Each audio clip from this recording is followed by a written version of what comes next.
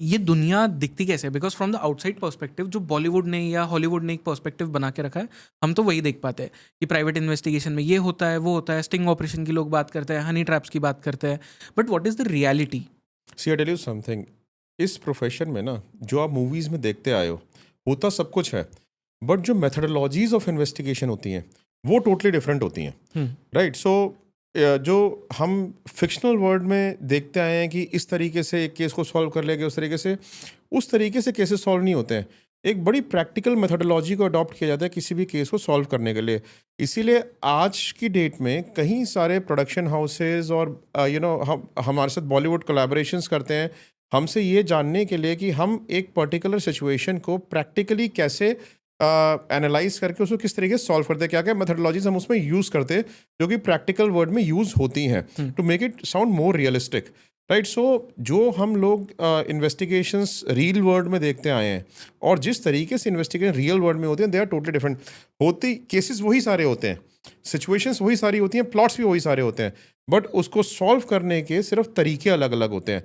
It is far more elaborate than what is shown in the real world, ठीक है? इसमें क्या होता है, हमारे प्रोफेशन में जो कैमरे पे आपको दिखाया था किस तरीके से इन्वेस्टिगेट, उससे बहुत ज़्यादा लेबर इन्वॉल्व होती है, ठीक है? जैसे कि I give U A small example, आपको किसी को फॉलो करना है, कितना इजी साउंड करता है किसी को फॉलो करना है पूरे दिन, करना ही क्या है उसमें, it's not a hard job to do, it's not a rocket science. But जब आपके फील्ड में इन्वेस्टिगेटर्स खड़े होते हैं, जब आपको 3-4 दिन तक 12 घंटे, 14 घंटे, 15 घंटे तक एक जगह पे खड़े रहना पड़ता है और सब्जेक्ट की मूवमेंट नहीं होती, ठीक है, and you have to maintain your position, just keep watching that house, right? You can understand कि कितनी पेशेंस की जरूरत पड़ती होगी। धूप है, बारिश है, आंधी है, तूफान है, you have to maintain your positions, and not everywhere you can take positions in the car. At most of the places in congested cities, right, you have to take positions on the motorbike because car easily follow नहीं कर पाती traffic में और bike easily follow कर पाती है। तो understand one thing कि जब बाइकर्स आपके फॉलो करते हैं और जब रेंज में भी फॉलो कर रहे हैं, किसी भी हार्ड टेम्परेचर्स में फॉलो कर रहे हैं, we are a warm country, ठीक है, यहाँ का जो टेम्परेचर लेवल है 47 डिग्री 48 डिग्री तक पहुँच जाता है, उसमें भी वो खड़े हुए हैं अपने। How hard it must be a job. आप फील्ड में इन्वेस्टिगेशन करने जा रहे हो, ठीक है, आपको इंक्वायरीज करनी है, तो सर्वेलेंस की बात करी, आपको इंक्वायरीज करनी है फील्ड में, आपको आस पड़ोस से इन्वेस्टिगेशन करनी है, गेटेड कम्युनिटीज़ हैं, अंदर जाके आपको इन्वेस्टिगेशन करनी है, आस पड़ोस से पूछना है, और वो भी इस तरीके से पूछना है अंडर सूटेबल कवर स्टोरीज कि सब्जेक्ट को पता ना चले उसके बारे में कोई भी इन्वेस्टिगेशन हुई है, right? How hard it might be a job to do, right? It sounds easy on the real side. आपको बैक ऑफिस ऑपरेशंस टीम आपकी काम कर रही है जो कि आपकी इन्वेस्टिगेशंस कर रही है on through open source intelligence tools, ठीक है, आपकी डार्क वेब रिसर्चेस कर रही है, ऑनलाइन रिसर्चेस कर रही है, उसके थ्रू जो आपको इन्फॉर्मेशन गेन होती है, फिर आपकी ऑन ग्राउंड टीम उसको जाके इन्वेस्टिगेशन करती है। It's a hard job, it's not so easy at it sounds, right? So this is what I meant, the Bollywood, the real world and the real world are totally different. Correct.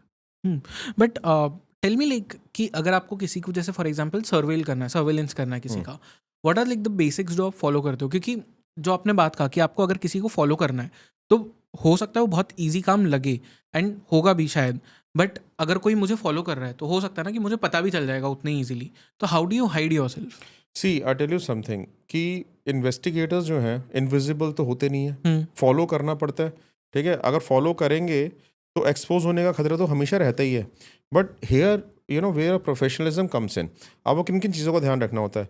आपको ordinary clothes पहनने होते हैं, ordinary looking people जो कि easily identify ना हो जाए सड़क पे, उनको भेजना होता है। अगर आप किसी बॉडी बिल्डर को, स्मार्ट लुकिंग पर्सन को, एक मॉडल को भेज दोगे, he would not be successful there, he might be a successful as an undercover agent at some place, ठीक है, बट फील्ड की सर्विलेंस में he may not be successful.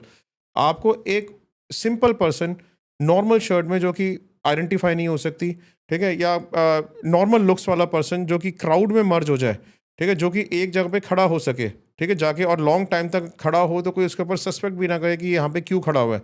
You have to take care of you are planting such a kind of person at a particular place where you have to put someone under surveillance.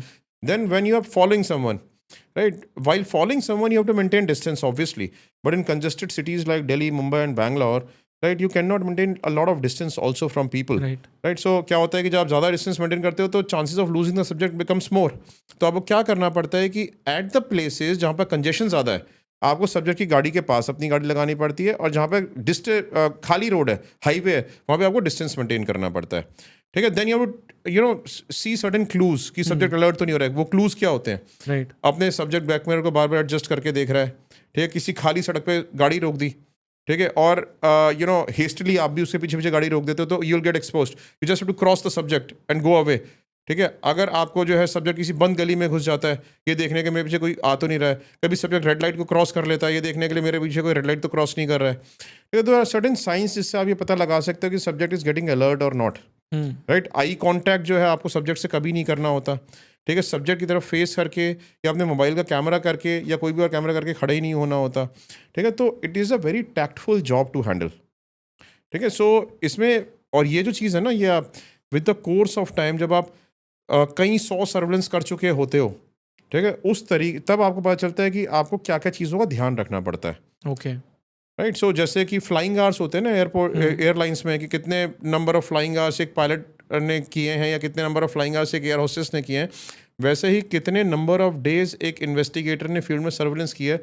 That makes him you know more professional in the job, Right. and that is why it is said in our field, the best investigator is the one who doesn't look like one.